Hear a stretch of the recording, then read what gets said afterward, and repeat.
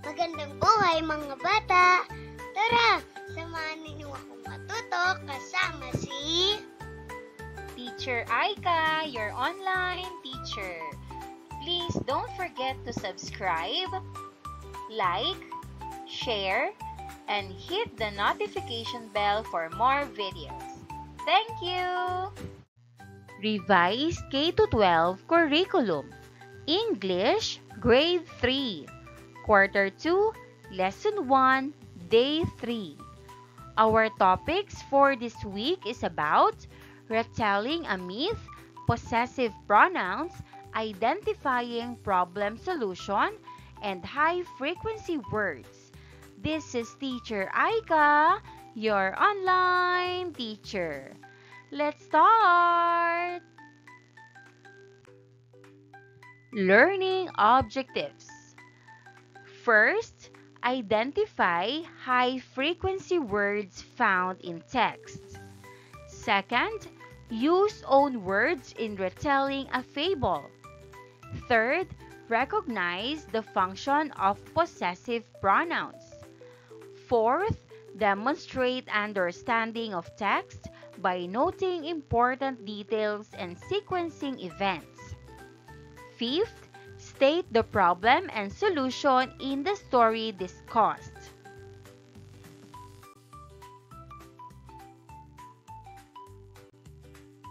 Guessing game. Let's play a guessing game. I will describe something and you try to guess it. First, I am a big bird.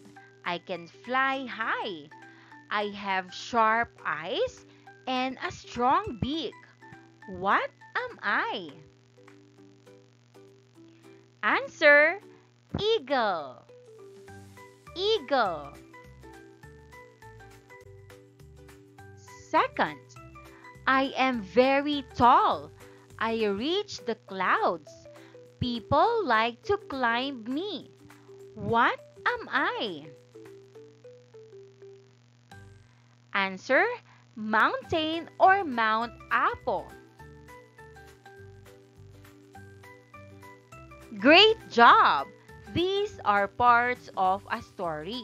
We call them the elements of a story, like the characters, who, place, where, and what happens, events.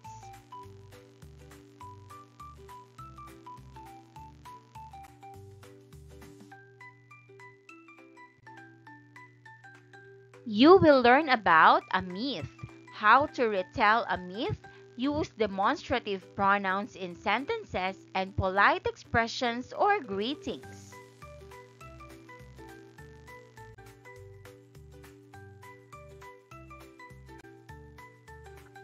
Possessive pronouns. Let's read.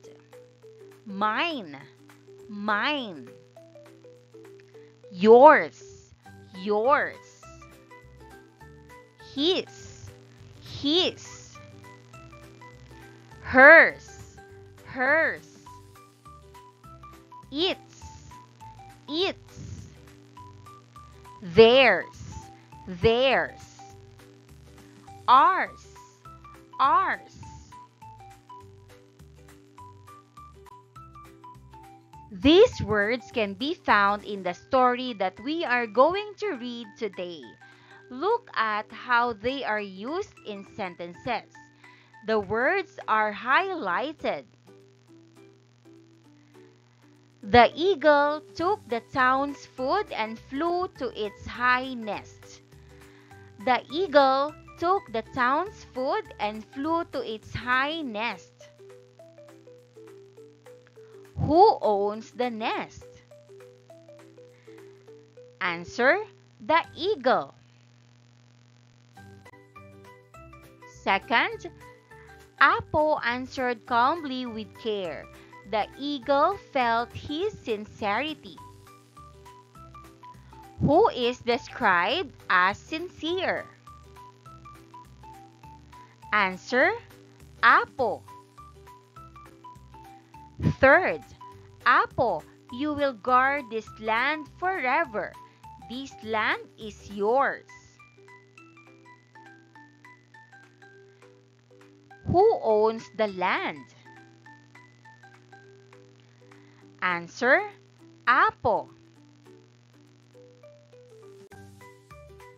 These words show that something belongs to someone. We call them possessive pronouns. Again, possessive pronouns. They take the place of names or nouns to show who owns something.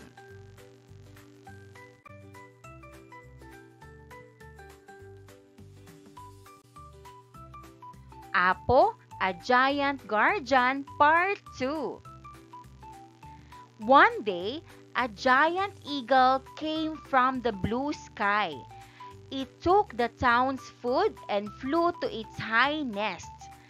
They shouted, "That food is ours!" But the eagle did not listen. The people cried, "Please help us, mighty Apo!" Apo rose and ran up the big hill to ask for food. When he saw the eagle sit, he gently said, "Good day, mighty eagle. Please be noble and return the food. That food is theirs. The people need this to live." The eagle rose and said, "How dare you face me? Why should I listen to you? This food is mine." Apo answered calmly with care. The eagle felt his sincerity and was amazed by his bravery. The eagle gave the food back and flew away. Then the god spoke, "Apo, you have been good and true. Now you will guard this land forever. This land is yours." A great fire shone, and Apo became a high hill. The people named it Mount Apo to honor him. From that day on, the people knew that they were always safe. Those who pass by remember his name and tell his tale.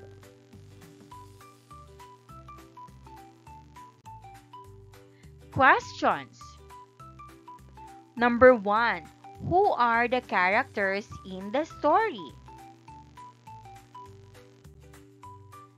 Answer: Apo, the eagle, and the people in the town. Number 2. What was the townspeople's problem?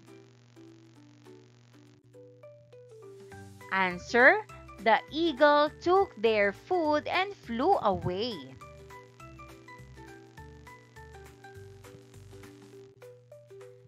Number 3. Who helped them solve their problem?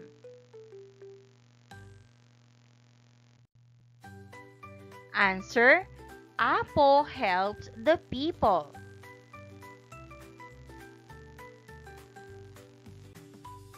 Number 4. What are some of the polite expressions used by the Apo as he talks to the eagle? Answer: Apo said, "Good day, mighty eagle," and "Please be noble and return the food."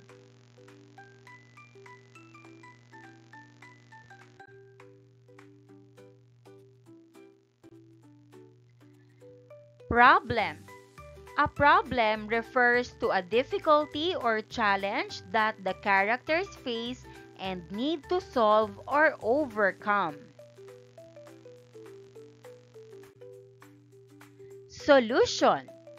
A solution, on the other hand, refers to the steps or actions the characters take to address or solve the problem.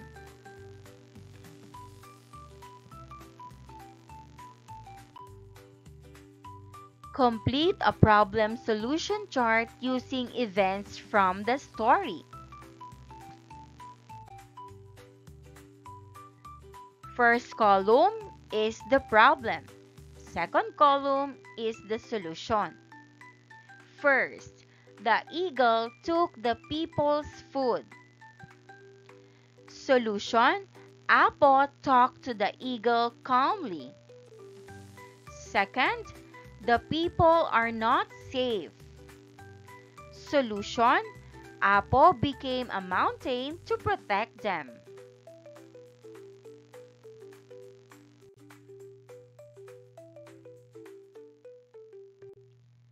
Sentences and details from the story. First, the eagle took the town's food and flew to its high nest. Underlined word, eats. Second, Apo answered calmly with care. The eagle felt his sincerity. Underlined word, hits. Third, Apo, you will guard this land forever. This land is yours. Underlined word, yours. Let's look at the underlined and bold words. These are called pronouns. Pronouns. Pronouns are words we use to take the place of names or things. Other examples of possessive pronouns are as mine, mine, ours, ours, hers, hers, theirs, theirs.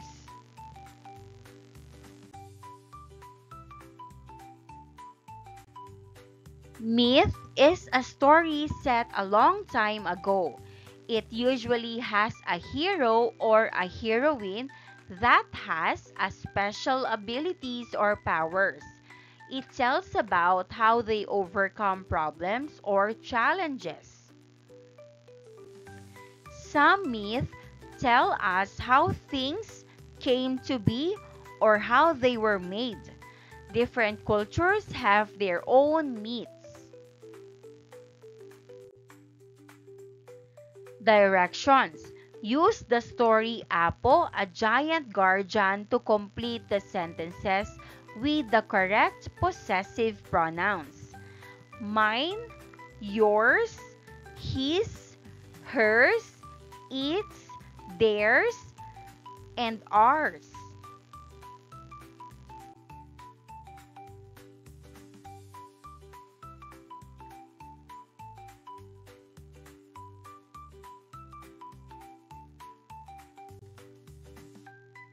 Number 1.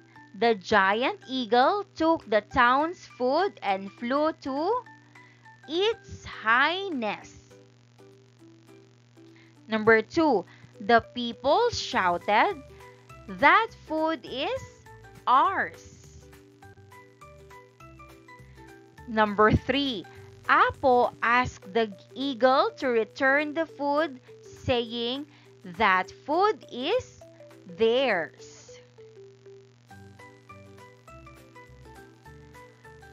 Number 4. The eagle replied, "This food is mine." Number 5. Apo showed his sincerity and bravery, which impressed the eagle.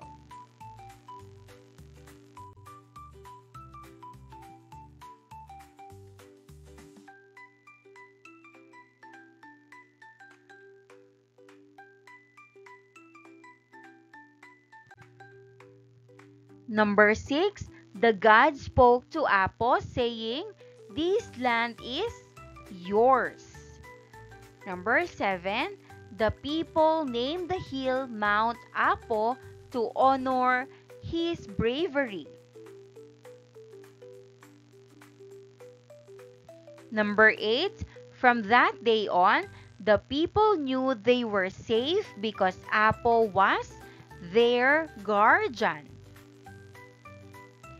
Number 9.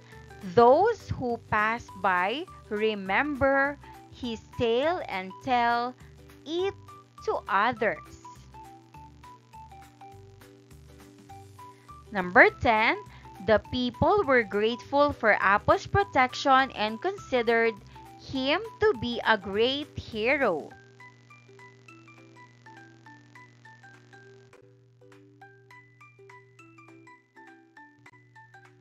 Directions.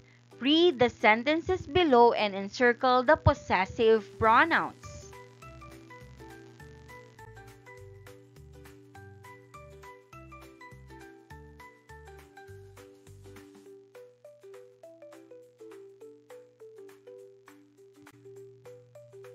Number 1. The leaf is mine.